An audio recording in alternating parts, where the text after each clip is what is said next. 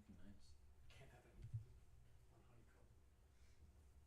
I think we need to let Morgan know that she can't ring the doorbell at 7. Yeah, facts.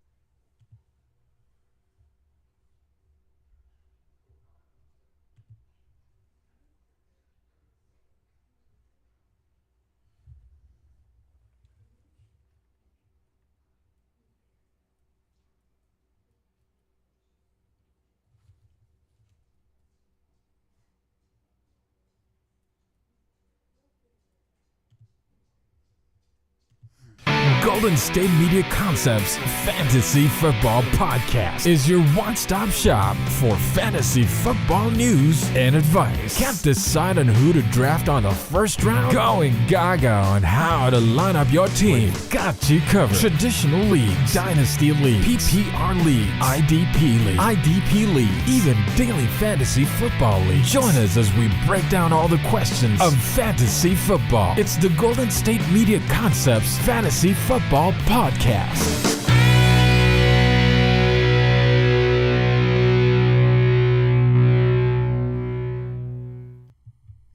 What is going on, y'all?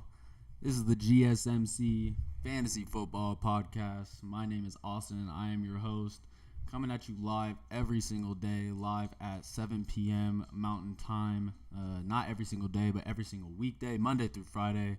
I appreciate you guys for watching, subscribing, liking, all of those things. Appreciate you guys for the support on the channel. The support has been, pretty solid for where we started so far to where we are now. So I thank you guys for that. Definitely be checking out our Patreon channel. Our Patreon is the only place you can get our exclusive content. I'm always posting some extra fantasy segments, little players here and there, little things here and there that I don't really talk about on the main channel. That's the only place you can get my exclusive fantasy takes on the GSMC Patreon. The link is in the description if you want to check that out. But yeah, definitely do that because it's a lot of good stuff that I'm posting in there. I would love if you guys commented your fantasy questions, little start-sit questions. This guy over that guy. I'd love to answer all those. I'll get to any comment that is posted for sure. And I also just want to give a quick shout out to Andrew Tate and the whole GSMC Sports Network for giving me the opportunity to host the show. I really think this is what I was meant to do, and I love talking football, talking fantasy football. So I just want to express my gratitude for that. And we got an absolute banger of an episode coming at y'all today. Going to be talking about Monday Night Football first of all. Next we're going to be talking about winners and losers from week 2, and then finally we'll end on the best part, my favorite part of the episode that's going to happen at the very end, and that is going to be me talking about some league-winning players who are not on a roster pretty much at all, and they're going to help you win your league. Absolutely. I've been watching tape all day. I'm feel like a coach in film study, and I'm ready to deliver this beautiful information to y'all right now. So without further ado, let's get into this Monday Night Football recap. Y'all see him right there, NFL young boy, George Pickens. The guy had a monster day yesterday. Very exciting to watch, but unfortunately we're going to start with the less exciting of the two games, I guess I would say. Less offense, less fantasy implications, and that is the New Orleans Saints versus Carolina Panthers game. And the Saints were able to come out of this game victorious with a 20-17 victory. Relatively quiet night on offense, pretty much for both teams. Nothing really picked up until the second half and mainly the fourth quarter, where I think a total of 18 points of the 37 quick maths. 18 of the 37 points were scored in the fourth quarter. So really a feeling out process throughout this game. Obviously a couple injuries, and we'll definitely get into that. There were only 3 touchdowns scored in this game, and I think a large part of that is due to the Jamal Williams injury. He exited the game in the second quarter with a hamstring injury. And quick side note, just a really quick side note, there are currently 24 players right now, this exact second, with a hamstring injury in the NFL. 24 guys on NFL rosters that are on the injury report with a hamstring injury at the moment. So I think without further ado, we're just going to get a little good morning stretch going before the episode, because the hamstring bug is alive and well. If these NFL players are hurting their hamstring, I promise that y'all can hurt your hamstring just as well. So everybody, let's get up and do a little good morning stretch.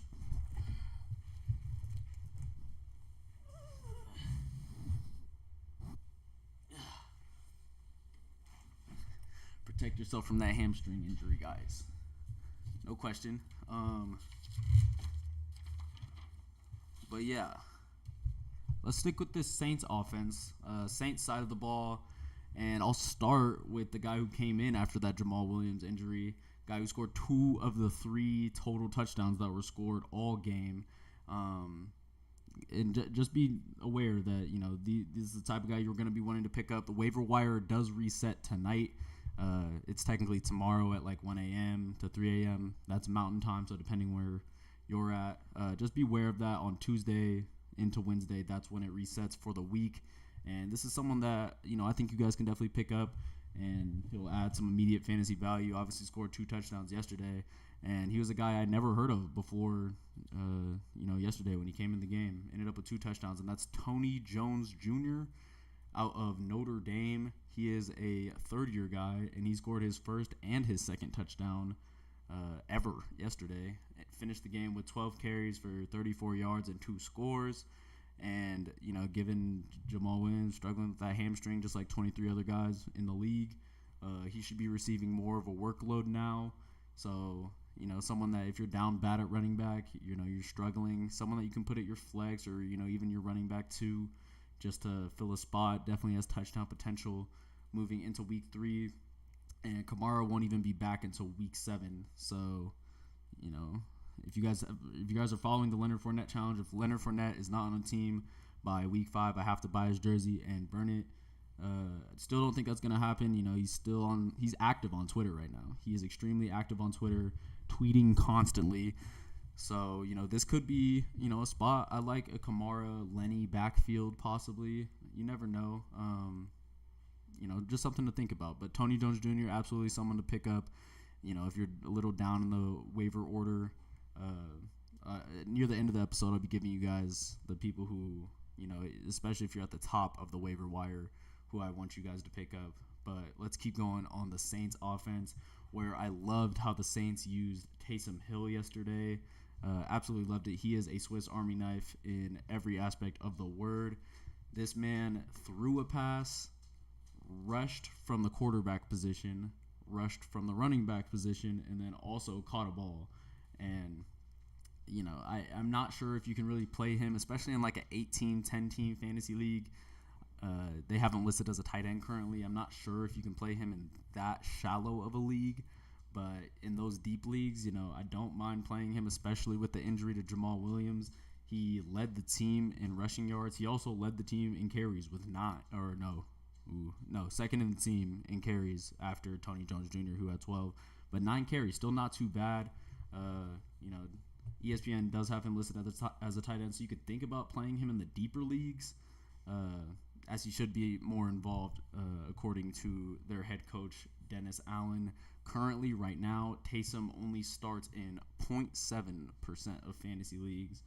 So that'll kind of tell you how your peers are treating Taysom Hill and his fantasy value. It's not too high, but, you know, if you're a guy who wants to go against the grain, why not pick up Taysom Hill and put him at your tight end position? You know, you get some rushing, some passing, and some catching. You love to see it.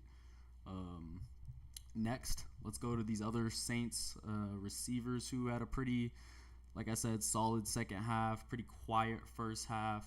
Start with their best guy, their numero uno, Chris Olave. Only finished with 6 receptions for 86 yards. Had a touchdown called back, actually, scampered into the end zone, and he ended up stepping out at like the 7-yard line or something. So definitely has a lot of touchdown potential. They love getting the ball to him a lot. Deep threat forever. You know, at Ohio State, he was like one of the most dominant receivers I've seen in college up to date. So if you were able to grab him on your fantasy team, good on you. Next guy, Shaheed. He was a guy I was talking about yesterday, actually, for the waiver wire pickups. He was only rostered in like 25% of leagues, and he was the guy that the NFL commentators were talking about nonstop during the game. You know, how fast he is, you know, his deep threat ability, home run ability. You know, and I was telling y'all to pick him up yesterday, so that, you know, that's why you tune into me, because I'm going to be tapped in constantly. I do this, you know, spend hours and hours just searching for the value and the right people to put on your squad. So make sure you're liking and subscribing for sure. Next, we're talking about Michael Thomas. Obviously, they call him Slant Boy, I guess. He just runs a lot of slants. He catches a lot of shallow, short passes. Yesterday, 7 receptions for 55 yards. You know, that's going to get it done in fantasy. That amounts to 12 points, 12.5 points, and you love to see it from him. 31-year-old guy, has dealt with a lot of injuries throughout his career, and the Saints also have the easiest schedule the easiest schedule the entire year out of anybody in the entire league. So they should definitely find spots. This offense should find spots to be successful. I expected a little bit more out of Derek Carr and the pass catchers yesterday. Obviously, from an offensive standpoint, they actually made me miss this ridiculous parlay that it was going to be amazing for me, and it didn't happen. So sad. Story of everybody's life, I'm sure, but I definitely expected more out of these Saints pass catchers, and having that easy schedule, I'm sure they'll be able to get that done very soon. Heading over to the Panthers side of the ball, there's not a lot to like. The Panthers offense looked out of sync all night. You know, they really just couldn't get anything going at all. Only had 253 yards of offense for the entire game. Bryce Young does look like a capable guy, in my opinion. He looks like someone who could get the job done if he had better weapons, but he really does have no useful weapons. And from what I saw, nobody was really getting open all night. Having to target 33-year-old Thielen, you know, 9 or 10 times it's not the recipe for wins in any way. You know, Thielen himself, I do have him on my bench. I thought he was just going to automatically be the wide receiver 1 for this team. He had himself a 20-point fantasy night, 7 receptions for 54 yards, and the touchdown on 9 targets. All other receivers for the Panthers combined for 99 total receiving yards. So there's just not a lot to talk about. Obviously, they have, you know, Jonathan Mingo and DJ Shark, who people thought might be fantasy options. But until they show me otherwise, there's no way that I would ever play those two guys in any way. I think the only playable fantasy options for the Panthers roster is going to be Miles Sanders and Adam Thielen until further notice. Miles Sanders, Adam Thielen, and that's it. So that is the deal. I'm going to take a quick break here, and then when I come back, we're going to hit the other side of the Monday Night Football with the Browns Steelers. We will be right back.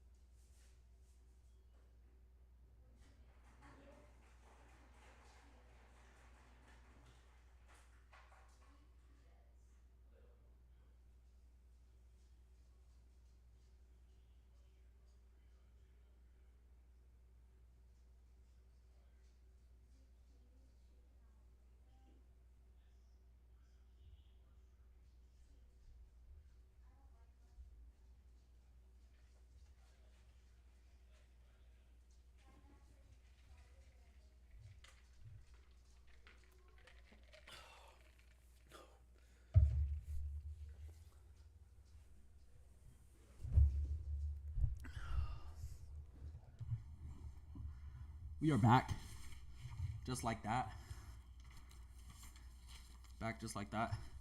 And we're talking Browns Steelers here. The other Monday Night Football game that was happening. You know, let me know, guys, if y'all really like that. If y'all really like the 2 games on Monday Night Football, if that was something that you enjoyed. We got Untamed Music. It just traded Mostert, Najee, Love for Garrett Wilson, Fields, Gainwell. your thoughts, 14-team half PPR. So you got rid of Mostert, Najee, and Love, acquired Fields, Gainwell, and Wilson. I think it's something. Gainwell is definitely not gonna be the main guy anymore, in my opinion. It's gonna be Swift. Swift had an absolutely crazy team, but in a 14 team, I love getting rid of Najee. My best friend actually just got rid of Najee Harris in our league, and that was today. I thought that was an amazing trade. Just absolutely get rid of him. Jalen Warren is stock rising, so while Najee has some value, I don't mind getting rid of him in any way at all. But someone replied to him. What are y'all thoughts on that in the half PPR league?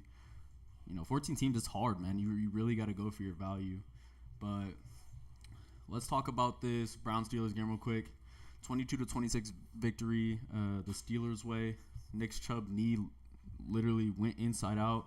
That was the most gruesome injury I've seen since Kevin Ware, I think. It was absolutely disgusting. I hated to see that. We had it reported as a significant season-ending injury with multiple torn ligaments. So I think he tore his LCL, PCL, probably his ACL too. Obviously hoping the best for him. Hope that he can make a speedy recovery. The quickest I saw that he can come back is going to be 15 months. So that's going to be into next season. So definitely not good. He also has already hurt this knee before really bad. I think he tore his LCL already, at least MCL, PCL, all the CLs. And those are the ones you don't want to be tearing. Those are the ones that need to stay intact for you to continue being an athlete. So you absolutely hate to see it. But let's start on the Pittsburgh side of the ball. Their offense. Pittsburgh offense not looking great at the moment, man. Definitely not looking great. Kenny Pickett's just not where he needs to be. He told us that over the offseason that he was like the biggest film guy and he was watching every single one of his throws to critique himself and, find a way to be better. And he just really hasn't done that yet. He's shown the flashes. Obviously had the 69-yard bomb to George Pickens, NFL youngboy right there. But just from like a mechanic standpoint and everything, he's not in those like top 15, even top 20 quarterbacks in the league. I think he has the potential to be that just because of his, size and athleticism. Obviously, the fake slide in college was like the coolest thing I've seen in a very long time. But just in the league, he's just not ready yet, in my opinion. Also, probably doesn't have enough weapons. Obviously, his numero uno, Deontay Johnson, is out right now, I believe, with the hamstring too. So make sure you guys are stretching your hamstring. Keep stretching the hamstring every single day.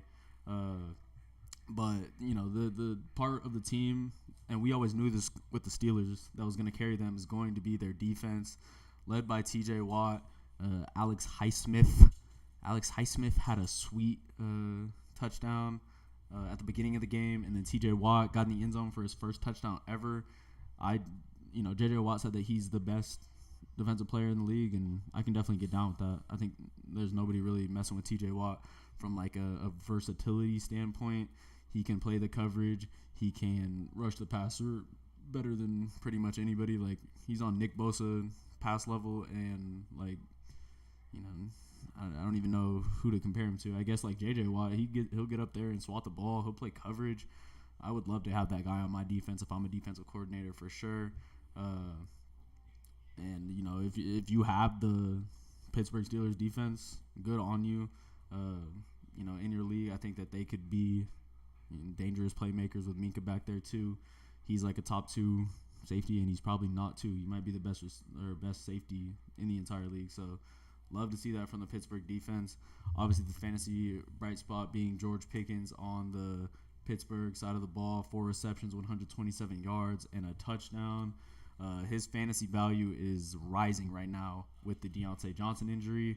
I think he's automatically upgraded to a wide receiver 2, in a snap of a finger, which is crazy to see. I think he was like ranked as wide receiver number 45 coming into the season this year, and I would have him somewhere in the top 20. He's like the most athletic guy on pretty much the field at all times. If you saw his touchdown, he was outrunning everybody. He was in the middle of the field. Multiple people had a chance to grab him, and he said, "Nah, I'm going to the crib, mama. I'm going to the crib." Jalen Warren also showed some fantasy promise. And you were talking about trading away Najee Harris. I don't think Jalen Warren is a bad person to have in your flex spot. If you're desperate, you could probably get him for almost nothing, and it seems like his workload is going to increase yesterday. 4 receptions for 64 yards, also added 6 carries on the ground for 20 yards, and 10 touches in the league. In most fantasy leagues is going to qualify as, fantasy flex potential. I'm looking, 10 touches is good, 15 touches is great, 20 touches is excellent, and that's how you should be kind of basing your fantasy team. You need guys who are going to get opportunities, and those are the guys that should be playing on your squad. I wrote this down because I thought it was kind of good. Steelers offense is just another offense I stay away from. You can still play Pickens, and I guess you can play Najee Harris until he shows you that you can't play him anymore. But Jalen Warren even seems to be working into Najee's workload. If you're desperate, it's okay to play Warren for sure. On the Brown side of the ball, obviously Nick Chubb's leg went inside out, disgusting, and he is done for now. So Jerome Ford needs to be picked up in, all standard leagues. He just has to be picked up. He showed us a lot yesterday. I don't know if y'all saw this, but some crazy parlay cashed where a guy had Jerome Ford. And this was pregame. He put this in pregame. He had Jerome Ford being the highest rusher in the entire game, so out rushing everybody in the entire game, and that's with Nick Chubb starting the game. And then he also had the backup, Tony Jones Jr., going for 2 touchdowns. It's like I swear that guy had the script. He must have had the script. $5 won $71,000. That absolutely should have been me. I wish that was me. You hate to see it, man. But, Jerome Ford absolutely needs to get picked up. He had a crazy field-flipping 69-yard run to the crib. Or not to the crib. He got ankle bit, right at the 1, and then their backup came in and ran it in. He did add a receiving touchdown, though, so that was positive to see. I actually have the first waiver order selection for this week because I did lose this week, my GOAT squad with, Cooper Kupp and Jonathan Taylor. So we're looking to be on the come-up, later, and we're willing to take the heat sooner just because I think I can outplay my opponents in my league. But that team did lose, and I'll be able to pick up Jerome Ford ASAP, and he was said to be the number 1 workhorse. They're also going to be meeting with Kareem Hunt today. I guess they did meet with Kareem Hunt today, and he played with them for the last 4 years, so possibly look at Kareem Hunt to be playing a fantasy role sooner rather than later as well. Talking about Deshaun Watson, Deshaun Watson really put up an iffy performance versus a really fast Steelers defense.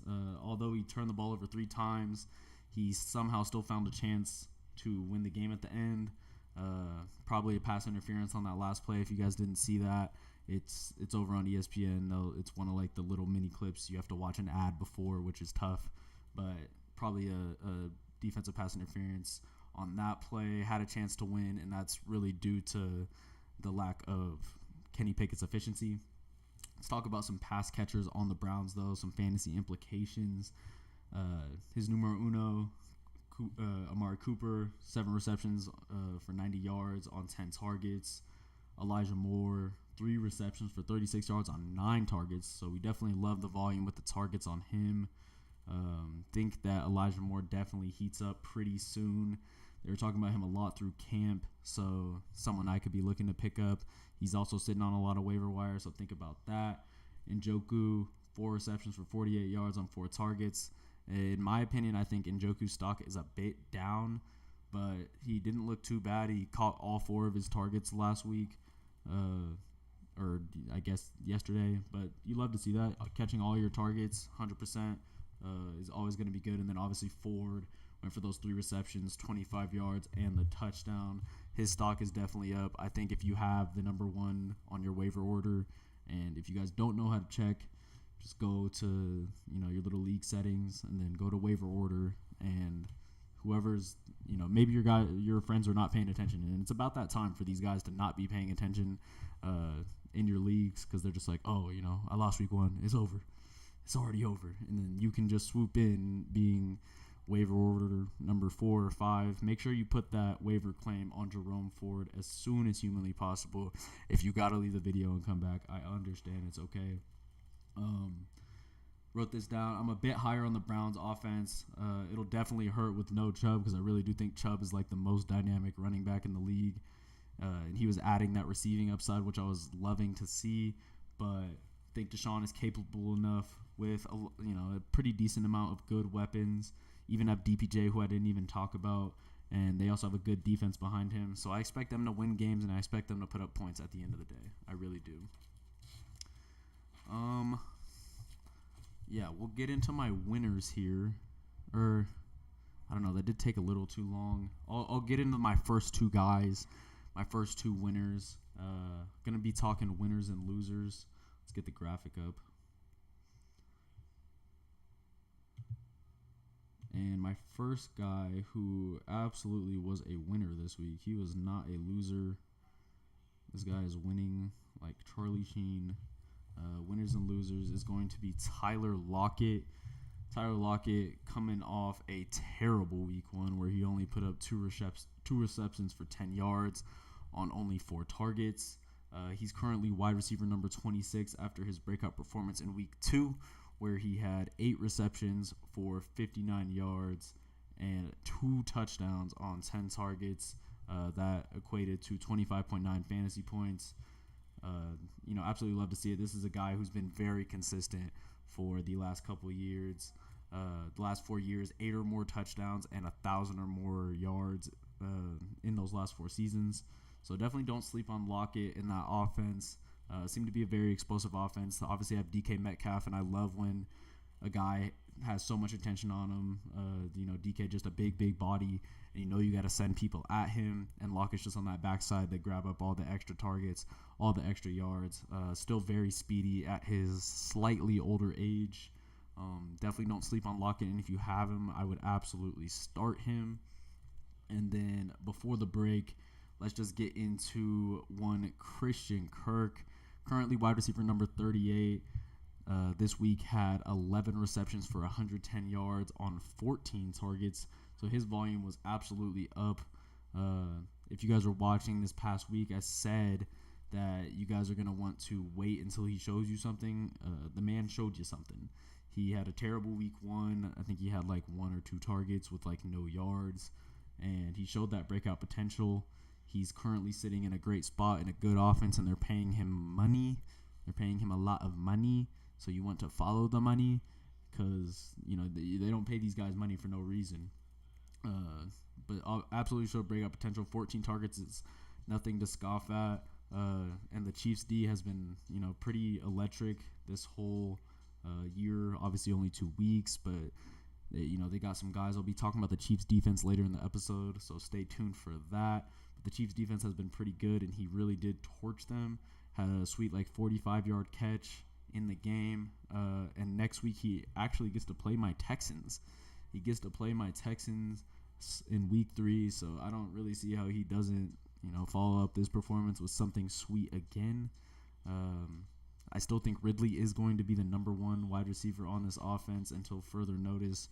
Ridley had 8 targets last game against the Chiefs, only had 2 catches, but both those catches I went back and was watching the game recap because I didn't see it on Red Zone, and those were some really tough catches. And I don't see a world where they don't keep getting him involved. Definitely think they're going to be getting him involved a lot in Ridley, but definitely stock rising with Christian Kirk. Let's take another short break, and then when I come back, we'll get into the rest of my winners and then my losers for week 2.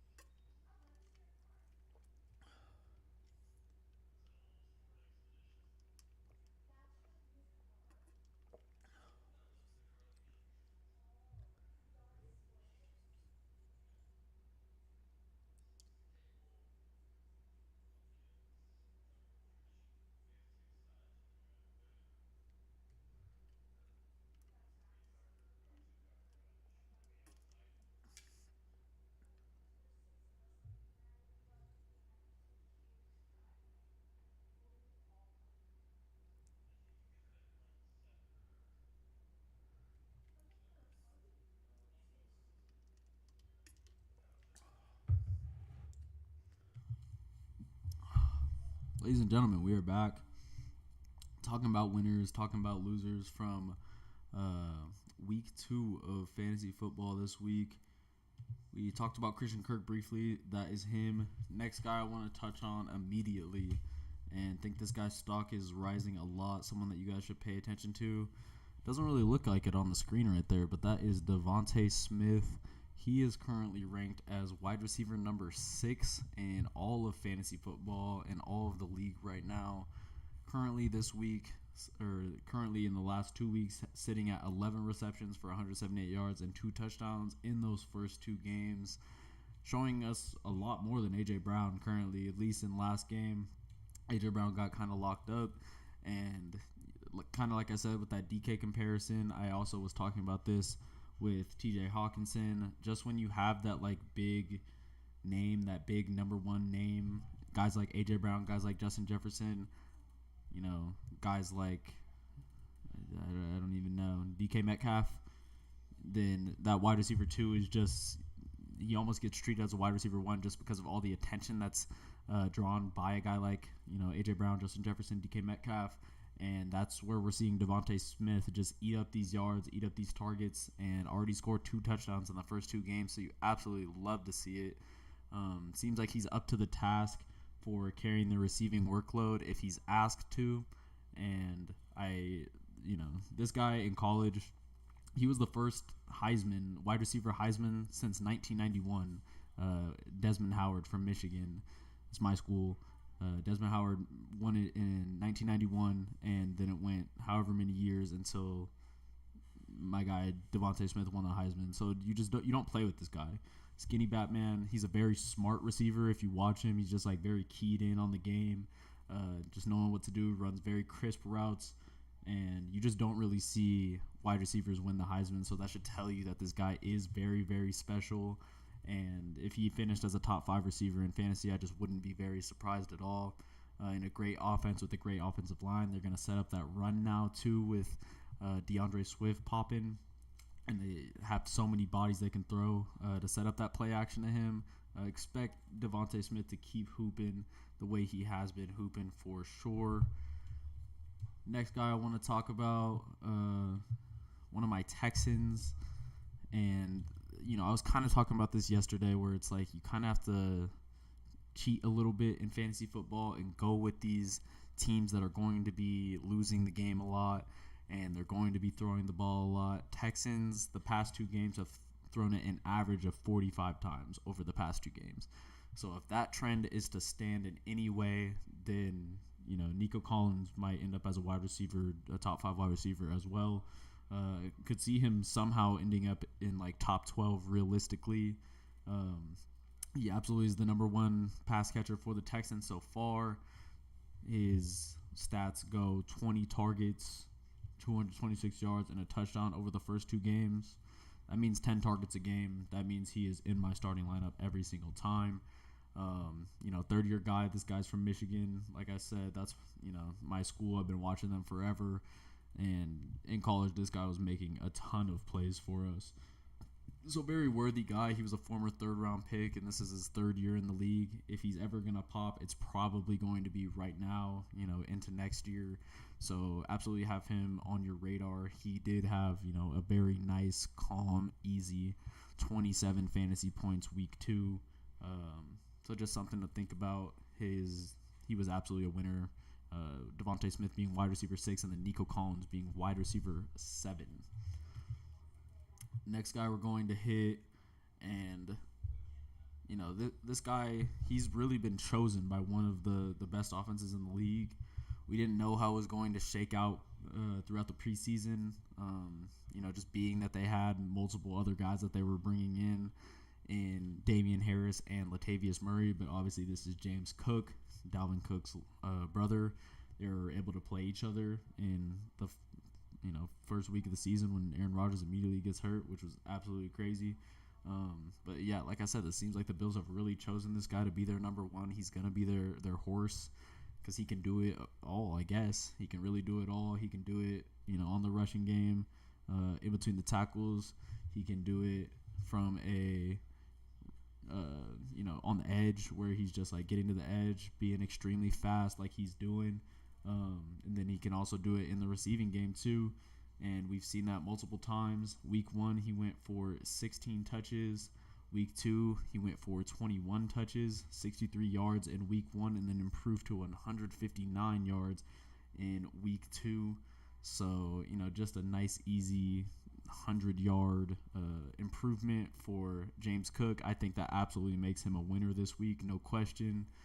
Excited to see how he keeps hooping for the Buffalo Bills offense. And Josh Allen's going to cause a ton of problems. He's not going to have all the attention on him. So I think it's very much his time to shine, and we'll see what he does with this time. That is my last winner, so I'm ready to get to the bad news, the losers of the week. This was my second round pick, my guy that I was putting all my trust in. One of my friends was his best friend growing up, so I had like an inside track on the information that this guy's like really like that, and he was like that in basketball in high school too. He's just an all-around athlete, and it seems like his season is going this way into the ground. No. Why? And this is obviously Garrett Wilson, man. Sunday, he finished the game, 2 receptions for 83 yards and a touchdown. He is currently wide receiver number 19, and he only had 2 receptions on 8 targets. Obviously, Zach Wilson is now his quarterback, and that is the main issue with this guy. That is the main issue. Zach Wilson has shown a propensity to just not be able to get it done in any way, and it's very sad to see. I hate to see it being a Garrett Wilson owner. I thought that Wilson to Wilson little last name thing would mean a lot of chemistry, and only completing on 25% of the targets to your best guy is just simply not going to get it done. Obviously, his day was saved by this 70-yard grab. Had a 70-yard touchdown where Wilson hit him over the middle, and then he took it to the crib. But that's not going to be able to happen every single week where, you're throwing for 25% to your best guy, and then he just bails you out with a 70-yard score. Wilson was also not very accurate during the game, only threw 44% in Week 2 and added 3 interceptions to the stat line. Unfortunately, the Jets also have some good defenses that they're playing here coming up, so I'm not excited for this. And I'm not excited for this for Zach Wilson or Garrett Wilson. I guess they're a tandem now. And, next week they play the Patriots, who have, been pretty much relying on their defense. Their defense has looked pretty solid. Then they got the Chiefs, who their defense are definitely on the come up. Broncos, who have Pat Surtain, who's going to chase around Garrett Wilson, so that's not good. And then Philadelphia, who is obviously a former Super Bowl team last year. So expect really poor things, I think, from the Jets offensively, and Zach Wilson for the next couple weeks going up against some elite defenses. You hate to see it.